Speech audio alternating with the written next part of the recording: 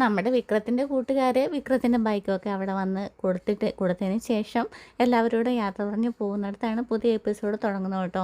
അപ്പോൾ വേദ പറയുന്നുണ്ട് വൈകുന്നേരം എത്തണം, അച്ഛമ്മ കുറച്ച് ജോലികളൊക്കെ നിങ്ങളെ ഏൽപ്പിക്കാനായിട്ടുണ്ട് എന്നൊക്കെ പറഞ്ഞിട്ടാണ് അവർ പോകുന്നത്. നേരെ പിന്നെ വിക്രത്തിൻ്റെ അടുത്തോട്ടാണ് ഞാൻ പോകുന്നത്. അപ്പോൾ വിക്രം ഇങ്ങനെ വെളിയിലോട്ട് പോകാനായിട്ട് ഒരുങ്ങും കേട്ടോ. അപ്പോഴത്തേക്കിനും നമ്മുടെ വേദ പറയും, ഇതെങ്ങോട്ടാ മോനെ ഇങ്ങോട്ട് ഈ പോകാനായിട്ടൊക്കെ ഒരുങ്ങുന്നത് എന്നെങ്ങനെ ചോദിക്കുമ്പോഴത്തേക്കും ഞാൻ നിന്നോട് എന്തിനാ പറയുന്നതെന്ന് ചോദിക്കും കേട്ടോ. നിന്നോട് പറയണ്ട, പക്ഷേ ഇവിടെ ഒരാൾ ഇപ്പം തന്നെ ആശുപത്രിയിൽ നിന്ന് കൂട്ടിക്കൊണ്ട് വന്നിട്ട് വേറൊരാളോട് ഉണ്ടല്ലോ അച്ഛമ്മയോട് ഞാനൊന്ന് പറഞ്ഞു നോക്കട്ടെ എന്നൊക്കെ പറയുമ്പോഴത്തേക്കിനും എന്നാൽ നീ പോയിട്ട് പെട്ടെന്ന് നിന്നെ അച്ഛമ്മനെ വിളിക്കുക, അത് കഴിഞ്ഞിട്ട് ഞാൻ ബാക്കി കാര്യം സംസാരിക്കുന്നുള്ളൂ പറഞ്ഞിട്ട് നമ്മുടെ വിക്രമും അവിടെ തന്നെ നിൽക്കുവേ. അത് തന്നെയല്ല ഇപ്പം മോൻ എങ്ങോട്ടാണ് പോകാൻ ഒരുങ്ങുന്നതെന്ന് ചോദിക്കുമ്പോഴത്തേക്കിനും നമ്മുടെ വിക്രം ചോദിക്കുന്നുണ്ട്, ഞാൻ പോകാൻ ഉദ്ദേശിക്കുന്ന സ്ഥലമൊക്കെ നിന്നെ ബോധ്യപ്പെടുത്തണോടി. വേണം, അത് തന്നെയല്ല ഞാൻ പോകണ്ടെന്ന് തീരുമാനിച്ചെന്നാൽ ഇതിനകത്ത് കുത്തിയിരിക്കുകയും വേണം. ദേ ഒരുമാതിരി ഡയലോഗുമായിട്ട് വന്നാലുണ്ടല്ലോ എന്നൊക്കെ പറഞ്ഞിട്ട് വിക്രം കൈ ചൂണ്ടയൊക്കെ സംസാരിക്കുന്നുണ്ട്. എന്താ പേടിയാണോ എന്നൊക്കെ ഇങ്ങനെ ചോദിക്കുന്നുണ്ട് വിക്രത്തിൻ്റെ അടുത്ത്. എന്തിനാണെന്ന് ചോദിക്കുമ്പോഴത്തേക്കും പറയാം, അല്ല നാളത്തെ ചടങ്ങ് ഒഴിവാക്കണമെന്നുണ്ടല്ലോ നിങ്ങൾക്ക്, ഏതൊക്കെയല്ല നിങ്ങൾ മാറി നിന്നോന്ന് ഞാൻ മറ്റാൾക്കാരും പറയത്തില്ല. ചെറിയൊരു ഭയം കൊണ്ടാണ് അല്ലെന്നൊക്കെ ചോദിക്കുമ്പോഴത്തേക്കിന് ഭയമോ നിന്നോടോ നിൻ്റെയൊക്കെ വീട്ടിൽ അറപ്പും വെറുപ്പും ഭയം എന്നാണ് പറയുന്നതെങ്കിൽ നീയൊക്കെ അങ്ങനെ അങ്ങ് വെച്ചോ. ദേഷ്യം വരുമ്പോൾ നിങ്ങൾ എന്തും പറഞ്ഞു കളയുമെന്ന് എനിക്കറിയാം, പക്ഷേ ഇപ്പോൾ പറഞ്ഞത് ഇത്തിരി കൂടിപ്പോയി കേട്ടോ. പിന്നീട് വേദ ഇങ്ങനെ സങ്കടത്തോടു കൂടി പറയാണ്, നിങ്ങൾക്ക് എന്നോട് വെറുപ്പുണ്ടാവും, അത് ഞാൻ ഇല്ലയെന്ന് പറയുന്നില്ല, അതൊക്കെ താഴോട്ടൊക്കെ നോക്കിയിട്ടാണ് പറയുന്നത്. പക്ഷേ നിങ്ങളുടെ ജീവിതത്തിൽ എപ്പോഴെങ്കിലും എന്ന് പറഞ്ഞിട്ട് ഞാൻ വിക്രുവിനോടൊരു കാര്യം ചോദിച്ചെന്നാൽ എൻ്റെ മുഖത്ത് നോക്കി സത്യം പറയിച്ചു ഇങ്ങനെ ചോദിക്കും കേട്ടോ. അപ്പോഴത്തേക്കിനും വിക്രം എന്നെ അങ്ങോട്ടും ഇങ്ങോട്ടുമൊക്കെ നോക്കുക, ഇവിടെ ഇപ്പോൾ എന്താ ഈ ചോദിക്കാൻ വരുന്നതെന്ന് ആലോചിച്ചിട്ട് എന്നിട്ട് ഞാൻ ചോദിക്കാൻ പോകുന്ന കാര്യത്തിന് എൻ്റെ മുഖത്ത് നോക്കി ഉത്തരം പറയണം, എൻ്റെ കണ്ണിൽ നോക്കി ഉത്തരം പറയണമെന്ന് പറയേ. അന്നേരത്തേക്കിനും ഇങ്ങനെ അങ്ങോട്ടും ഇങ്ങോട്ടുമൊക്കെ വിക്രം നോക്കി കഴിയുമ്പോഴത്തേക്കും നമ്മുടെ വേദ ചോദിക്കുവാണ്, വിക്രത്തിന് എപ്പോഴെങ്കിലും എന്നോട് അറപ്പ് തോന്നിയിട്ടുണ്ടോ എന്ന് ചോദിക്കുവേ. അന്നത്തേക്കിനും അത് പിന്നെ എന്നൊക്കെ പറഞ്ഞിട്ട് മുഖം ഇങ്ങനെ അപ്പുറത്ത് തല അങ്ങോട്ടും ഇങ്ങോട്ടും മാറ്റും കേട്ടോ. ഇവിടെ ഇങ്ങോട്ടേക്ക് നോക്കിയിട്ട് വേണം എൻ്റെ അടുത്ത് പറയാൻ എന്ന് പറയും കേട്ടോ, എൻ്റെ കണ്ണിൽ നോക്കിയിട്ട് വേണം പറയാമെന്ന് പറയും കേട്ടോ. അപ്പോഴത്തേക്കിനും നമ്മുടെ വിക്രം ഇങ്ങനെ പറയുവേ, അത് പിന്നെ എന്ന് പറഞ്ഞിട്ട് ഇല്ല എന്ന് പറയുവേ. അപ്പോഴത്തേക്കും നമ്മുടെ വേദയ്ക്ക് സന്തോഷമാവുന്നുണ്ട് കേട്ടോ. എന്നിട്ട് പറയും, എൻ്റെ മനസ്സിലേക്ക് എന്നെ ചൂടിപ്പിക്കാനാണെങ്കിലും ഇന്നത്തെ ദിവസം എന്നോട് അറപ്പുണ്ടെന്ന് പറഞ്ഞിരുന്നെങ്കിൽ പിന്നെ ഒരു നിമിഷം പോലും ഞാൻ ഇവിടെ നിൽക്കത്തില്ലായിരുന്നു എന്നും വേദ പറയുന്നുണ്ട്. അപ്പോഴത്തേക്കിനും നമ്മുടെ വിക്രം ഇങ്ങനെ ഒന്നും വയ്യാത്ത അവസ്ഥയിൽ നിൽക്കുകയാണ്. എന്നൊരു വാക്കാണ് നിങ്ങളുടെ വായിൽ നിന്ന് വന്നതെങ്കിൽ ഞാൻ തീർച്ചയായിട്ടും ഈ വീട്ടിൽ നിന്ന് ഇറങ്ങിപ്പോയേനെ. പക്ഷേ നിങ്ങളുടെ വായിൽ നിന്ന് അത്തരത്തിലൊരു വാക്കുകൾ വരില്ല എന്ന് എനിക്കൊരു തീരുമാനം ഉണ്ടായിരുന്നു, എനിക്ക് ഒരു വിശ്വാസം ഉണ്ടായിരുന്നു. ഇല്ലെങ്കിൽ പിന്നെ ഇത്രയും നാളും വേദ ഇവിടെ നിൽക്കുന്നതുകൊണ്ട് ഒരർത്ഥവും ഇല്ലല്ലോ. പക്ഷേ നിങ്ങൾ എന്നെ തോൽപ്പിക്കാനായിട്ട് ഉണ്ട് എന്ന് പറഞ്ഞിരുന്നെങ്കിൽ ഒരുപക്ഷെ ഞാൻ തകർന്നു പോയേനെ. ഉമാമഹേശ്വരൻ എന്നെ അങ്ങനെ ചതിക്കില്ലല്ലോ എന്നൊക്കെയും പറയുന്നുണ്ട് വേദ. നിൻ്റെ ഒരു ഉമാമഹേശ്വരൻ എന്ന് പറഞ്ഞുകൊണ്ട് നമ്മുടെ വിക്രം വീണ്ടും അലറിയൊക്കെ വിളിക്കുന്നുണ്ട് കേട്ടോ. എന്നിട്ട് അവിടെ നിന്ന് ഇറങ്ങിപ്പോയിട്ട് നമ്മുടെ ശ്രീനിവാസൻ്റെ അടുത്തേക്ക് പോവുകയാണേ. അതിൻ്റെ കൂട്ടത്തിൽ നമ്മുടെ വേദ പറയുന്നുണ്ട്, ഇന്നലെ ഉണ്ടായ അപകടത്തിൽ എന്തെങ്കിലും പ്രശ്നമുണ്ടെങ്കിൽ അത് എന്നോട് പറയാതെ അവിടെ പോയി പറയുന്നത് അത്ര നല്ലതായിരിക്കുന്നില്ല എന്നും കൂടെ വേദ പറയുന്നുണ്ട്. നമ്മുടെ വിക്രം എന്താണെങ്കിലും ശ്രീനിവാസൻ സാറിൻ്റെ വീട്ടിൽ കയറിയിരിക്കും കേട്ടോ. അപ്പോഴത്തേക്കിനും മേലേന്ന് തന്നെ വിക്രം വരുന്ന ഇങ്ങനെ ശ്രീനിവാസൻ സാറ് കണ്ടിട്ട് ഓടിയിറങ്ങി വരുന്നുണ്ട്. നമ്മുടെ വിക്രത്തിനോട് ഭയങ്കര സ്നേഹമാണ് കേട്ടോ. ശ്രീനിവാസൻ സാറ് സൂപ്പറാണ്, അടിപൊളിയാണ് കേട്ടോ. എന്താണെങ്കിലും വന്നിരുന്ന ഉടനെ തന്നെ പറയുന്നുണ്ട്, നീ പോയി വിക്രത്തിന് ഇത്ര ചായ എടുത്തുകൊണ്ടൊക്കെ വരാൻ പറയുവേ. എന്നിട്ട് വന്ന ഉടനെ ചോദിക്കും, ഇന്നലത്തെ പ്രശ്നത്തിന് പിന്നിൽ ആരാണെന്ന് ഇങ്ങനെ ചോദിക്കുക. അന്നേരത്തേക്കിനും നമ്മുടെ വിക്രം അത് എനിക്ക് ഓർമ്മയില്ല, വീണതാണല്ലോ എന്നൊക്കെ പറയേ. വീണതോ? വണ്ടി വന്ന് ഇടിച്ചതല്ല അല്ലേ എന്നൊക്കെ ഇങ്ങനെ പറയുവേ. അന്നേരത്തേക്കും നമ്മുടെ ശ്രീനിവാസൻ സാറ് തന്നെ പറയുവേ, അഭിലാഷിനെ ഞാൻ പൊക്കിയെന്ന് പറയും കേട്ടോ. ശ്രീകാന്താണ് ഇതിന് പുറകിലെന്ന് നീ പറയാതിരുന്നത് മോശമായിപ്പോയി. വലിയ ജില്ലാ ജഡ്ജിയുടെ മോളെയൊക്കെ കല്യാണം കഴിപ്പിക്കുമ്പോഴത്തേക്കിനും നിനക്ക് അത് പറയാൻ നാണമുണ്ടാവും, അല്ലെങ്കിൽ കെട്ടാൻ പോകുന്ന പെണ്ണിൻ്റെ ആങ്ങളെയാണ് ഇത് ചെയ്തതെന്ന് പറയാനും നിനക്കൊരു ബുദ്ധിമുട്ടുണ്ടാവും. അതല്ല നിൻ്റെ കാര്യം, എന്നാലും നീ ഇത് പറയാതിരുന്നത് മോശമായിപ്പോയി, നിൻ്റെ വായിൽ നിന്ന് അത് വരുന്നതാണ് ഞാൻ വിചാരിച്ചതെന്ന് ഇങ്ങനെ പറയുമ്പോൾ നമ്മുടെ വിക്രം പറയുന്നുണ്ട്, അതിനകത്ത് സാറിനൊരു തെറ്റ് പറ്റിയിട്ടുണ്ട്, നാളെ നിൻ്റെ വിവാഹമല്ലേ എന്നൊക്കെ പറയുന്നുണ്ടായിരുന്നു കേട്ടോ. അപ്പോഴത്തേക്കിന് നമ്മുടെ വിക്രം പറയുകയാണ്, സാറിൻ്റെ തെറ്റ് പറ്റിയിട്ടുണ്ട്.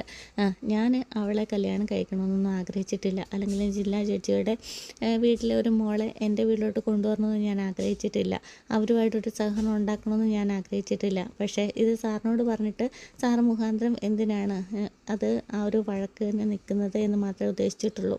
ഇതൊക്കെ എനിക്ക് തീർക്കാവുന്ന പ്രശ്നം മാത്രമേ ഉള്ളൂ, അല്ലാതെ ആ വീട്ടുകാരുമായിട്ട് ഒരു ബന്ധം കൂടാനോ അതിന് വേണ്ടിയിട്ട് സാറിനെ ഇറക്കാനോ ഒന്നുമല്ല ഞാൻ ഉദ്ദേശിച്ചത്. എനിക്ക് ഇങ്ങനെ പറയുമ്പോഴത്തേക്കിനും ശ്രീനിവാസൻ സാറ് പറയുന്നുണ്ട്, അങ്ങനെയായിരുന്നോ, എന്നാൽ കുഴപ്പമൊന്നുമില്ല എന്നൊക്കെ പറയുന്നുണ്ട്. എന്താണെങ്കിലും നീ എടുത്ത തീരുമാനം ഒരു നല്ല തീരുമാനത്തിലേക്ക് വേണം വരാൻ വേണ്ടിയിട്ട്. നീ കല്യാണം കഴിക്കത്തില്ല എന്ന് പറയുന്നതൊക്കെ അങ്ങ് മാറ്റി വെക്കുക. നീ ആ കുട്ടീനെ കല്യാണം കഴിക്കണം. നീ അവരുടെ വീട്ടുകാരോട് പകരം വീട്ടേണ്ടത് വേദനെ കല്യാണത്തിൽ നിന്ന് മാറ്റി പിന്തിരിച്ച് വിട്ടിട്ടല്ല, അവളെ കല്യാണം കഴിച്ചിട്ട് അവളെ കൂടെ നിർത്തിയിട്ട് അവളുടെ കൂടെ നിന്നിട്ട് വേണം നീ അവരോട് പ്രതികാരം ചെയ്യാൻ എന്നൊക്കെ ഇങ്ങനെ പറയുന്നുണ്ട് കേട്ടോ. അതിനുശേഷം നീ കല്യാണം ഒന്നും മാറ്റി വെക്കണ്ട, ഇതാണ് കുറച്ച് പണം എന്ന് പറഞ്ഞിട്ട് ശ്രീനിവാസൻ സാറ് നമ്മുടെ വിക്രത്തിൻ്റെ കൈ പിടിച്ച് പൊക്കിയിട്ട് പൈസ കയ്യിൽ വെച്ച് കൊടുക്കുന്നുണ്ട്. നമ്മുടെ കല്യാണത്തിനുള്ള ഒരുക്കങ്ങൾ ഇങ്ങനെ വീട്ടിൽ പിന്നീട് നടന്നുകൊണ്ടിരിക്കുകയാണ്.